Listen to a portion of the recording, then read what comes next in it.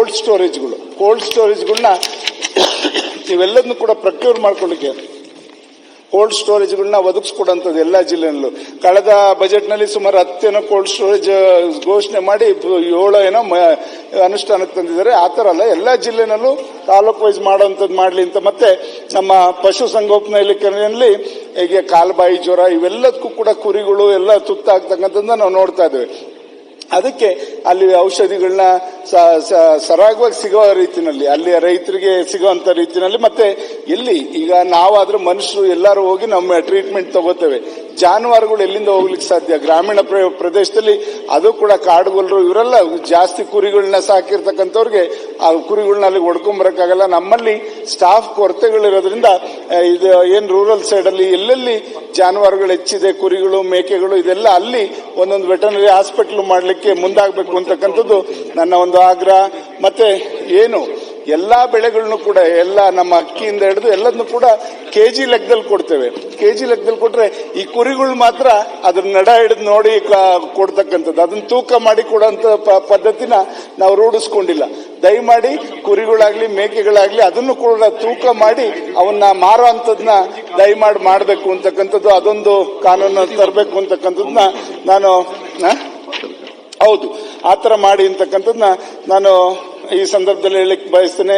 ಈಗ ಈ ಬೇಸಿಗೆ ಕಾಲದಲ್ಲಿ ಸಾಕಷ್ಟು ಮೇಯಿಸೋದಕ್ಕೆ ಕುರಿಗಳು ದನ ಕರುಗಳು ಫಾರೆಸ್ಟ್ಗೆ ಹೋಗ್ತವೆ ಸನ್ಮಾನ್ಯ ಅಧ್ಯಕ್ಷೆ.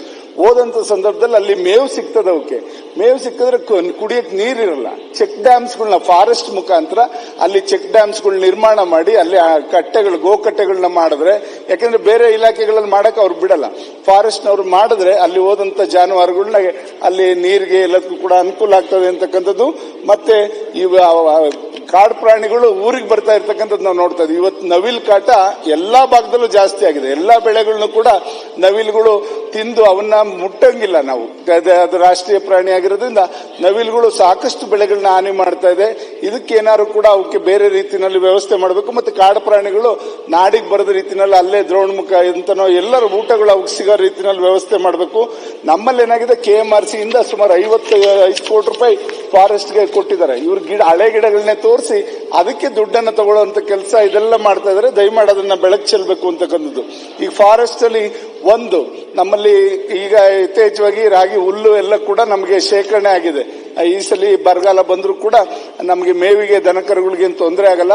ಆದ್ರೆ ಬವಣೆಗಳಿರುತ್ತಲ್ಲ ಬೇಸಿಗೆಗೆ, ಈಗಲೇ ಎಷ್ಟೊಂದು ತಾಪಮಾನ ಜಾಸ್ತಿ ಇರೋದ್ರಿಂದ ಅವು ಬವಣೆಗಳೆಲ್ಲ ಕೂಡ ಬೆಂಕಿಗೆ ಅನಾಹುತಿಗೆ ಹಾಳಾಗ್ತಾ ಇರತಕ್ಕಂಥದ್ದು. ಮತ್ತೆ ಅಲ್ಲಿ ಮನೆಗಳೆಲ್ಲ ಆಗ್ತಾ ಇದೆ. ಅದಕ್ಕೆ ಪರಿಹಾರ ಕೊಡ್ತಾ ಇಲ್ಲ ಸನ್ಮಾನ್ಯ ಅಧ್ಯಕ್ಷ. ಸರ್ಕಾರದಲ್ಲಿ 2,000 ಏನೋ ಕೊಡ್ತಾ ಇದ್ರ, ಅದು ಅವ್ರು ಯಾರು ಕೂಡ ಇನ್ಕಮ್ ಟ್ಯಾಕ್ಸ್ ಇದಕ್ಕೆ ಏನು ಇನ್ಶೂರೆನ್ಸ್ ಮಾಡಿಸಿರಲ್ಲ. ಅದರಿಂದ ಇಂಥವ್ರು ಬವಣೆ ಸುಟ್ಟಿದ್ಕೆ ಇದಕ್ಕೆಲ್ಲದಕ್ಕೂ ಕೂಡ ದಯಮಾಡಿ ನೀವು ಪರಿಹಾರನ ಅದಕ್ಕೆ ಎಷ್ಟು ಬೆಲೆ ಬಾಳ್ತದೆ ಅದಕ್ಕೆ ಪರಿಹಾರ ಕೊಡುವಂಥದ್ದು ನಮ್ಮ ಕಂದಾಯ ಇಲಾಖೆ ಮುಖಾಂತರ ಆಗ್ಬೇಕು ಅಂತಕ್ಕಂಥದ್ದು. ಕಂದಾಯ ಸಚಿವರು ಇಲ್ಲಿರೋದ್ರಿಂದ ನಾನು ಕೂಡ ಅವ್ರನ್ನ ಮನವಿ ಮಾಡ್ಕೊಂಡಿದ್ದೇನೆ. ರೈತರಿಗೆ ನಾವೇನಾದ್ರು ಕೂಡ ಯಾವ್ದಾದ್ರು ಜಮೀನಲ್ಲಿ ಮಂಜೂರು ಮಾಡ್ಕೊಡ್ಬೇಕು ಅಂದ್ರೆ ಸೇಂದಿವನಕ್ಕೆ ಒಂದು ಅವಕಾಶ ಇದೆ. ಅದನ್ನೊಂದು ರಿಲ್ಯಾಕ್ಸ್ ಮಾಡಿ ಸೇಂದಿವನ ಮಂಜೂರು ಮಾಡಕ್ಕೆ. ಯಾಕೆಂದ್ರೆ ಸೇಂದಿಯಲ್ಲೂ ನೀರ ಕಟ್ತಾ ಇಲ್ಲ. ತೆಂಗಲ್ಲಾದ್ರೂ ಕೂಡ ನಮ್ಗೆ ಸೇಂದಿ ನೀರ ಕಟ್ಟಲಿಕ್ಕೆ ಅವಕಾಶ ಮಾಡಿಕೊಟ್ರೆ ತೆಂಗು ಬೆಳೆಗಾರರು ಸ್ವಲ್ಪ ಅವರ ಒಂದು ಆರ್ಥಿಕ ಮಟ್ಟವನ್ನು ಹೆಚ್ಚಿಸ್ಕೋಬಹುದು. ಇದ್ರ ಕಡೆ ದಯಮಾಡಿ ಬೆಳಕು ಚೆಲ್ಲಬೇಕು ಅಂತಕ್ಕಂಥದ್ದನ್ನ ನಾನು ಈ ಸಂದರ್ಭದಲ್ಲಿ ಕಂದಾಯ ಸಚಿವರನ್ನ